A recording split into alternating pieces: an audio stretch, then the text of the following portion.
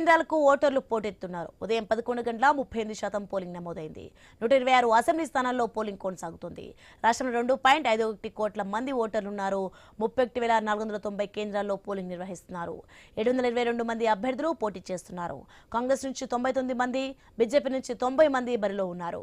అసెంబ్లీలో బీజేపీ, కాంగ్రెస్ మధ్య పోటీ జరుగుతోంది.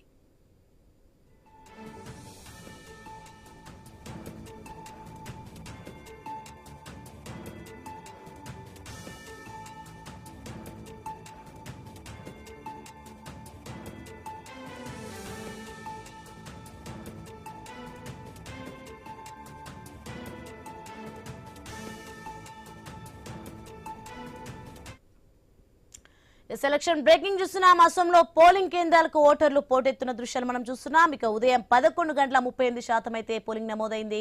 ఇక 126 అసెంబ్లీ స్థానాల్లో అయితే పోలింగ్ కొనసాగుతోంది. రాష్ట్రంలో 2.51 కోట్ల మంది ఓటర్లు ఉన్నారు. 31,490 కేంద్రాలు అయితే పోలింగ్ నిర్వహిస్తున్నారు. ఇక 722 మంది అభ్యర్థులు పోటీ చేస్తున్నారు. కాంగ్రెస్ నుంచి 99 మంది, బీజేపీ నుంచి 90 మంది బరిలో ఉన్నారు. ఇక అసోంలో బీజేపీ, కాంగ్రెస్ మధ్య పోటీ జరుగుతోంది.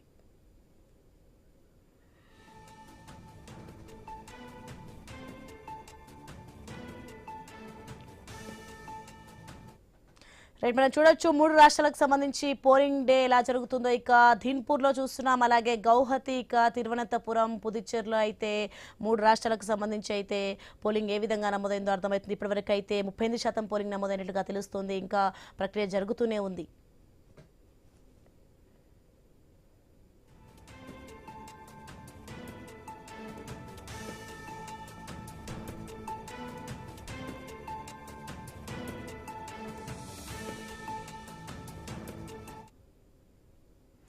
ఇక అసోంలో అయితే పోలింగ్ కేంద్రాలకు ఓటర్లు పోటెత్తిన దృశ్యాలు చూస్తున్నాం. ఇక ఉదయం 11:38 అయితే పోలింగ్ నమోదైనట్టుగా తెలుస్తుంది. రైట్, ఇక ఇది అంశానికి సంబంధించి మరింత సమాచారం మా కొలీగ్ సుధా అందిస్తారు ఫోన్ లైన్లో. సుధా, మొత్తానికి అస్సాంలో పోలింగ్ ప్రక్రియ ఎలా కొనసాగుతుంది, ఏంటి?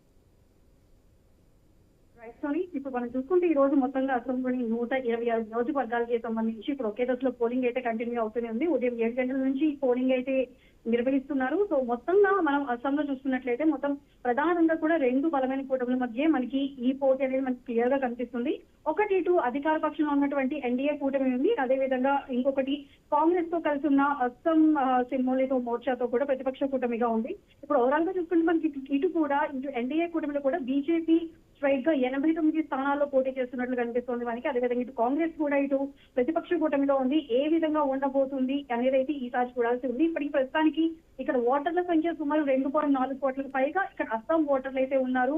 సో దీనికి సంబంధించి ఇప్పటికే ఉదయం 7 గంటల నుంచి కూడా ఈ పోలింగ్ అయితే కంటిన్యూ అవుతూనే ఉంది. ఈవినింగ్ 6 వరకు కూడా పోలింగ్ ఉండబోతుంది. అయితే గతంతో పోలిస్తే ఈసారి ఓటింగ్ శాతం కూడా మరింత పెరిగే అవకాశం ఉన్నట్టు కూడా చెబుతున్నారు.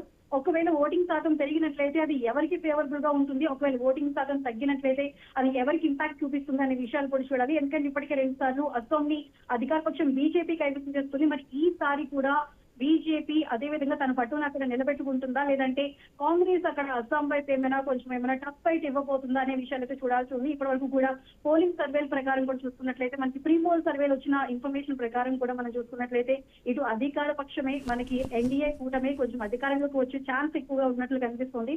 ఇటు హిమంత బిశ్వ శర్మ నేతృత్వంలో ఉన్న ఈ కూటమి ఎన్డీఏ కూటమి అయితే ఇప్పుడు మొత్తం ఎన్డీఏ కూటమిలో కూడా 3 పార్టీలు ఉన్నాయి.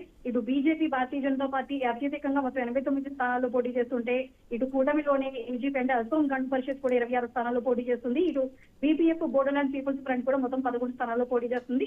మొత్తం ఈ లెక్కను చూసుకుంటే ఇటు ఎన్డీఏ కూటమికి సంబంధించి మొత్తం పోటీ చేస్తున్న స్థానాల్లో కూడా అత్యధికంగా కూడా ఇటు ఎన్డీఏ కూటమి అధికారంలోకి రాబోతుంది. సో అనే విషయం అయితే మనకి కన్ఫర్మేషన్ అయితే అందుతోంది. మనకి దీనికి సంబంధించి ఏ విధంగా ఉండబోతుంది, పోలింగ్ పర్సంటేజ్ ఏ విధంగా రాబోతుంది, ఎందుకంటే అసెంబ్లీలో మనం గతంలో చూసుకున్నట్లయితే ఈసారి పోలింగ్ పర్సంటేజ్ పెరగబోతుంది అనే ఇన్ఫర్మేషన్ ఉంది.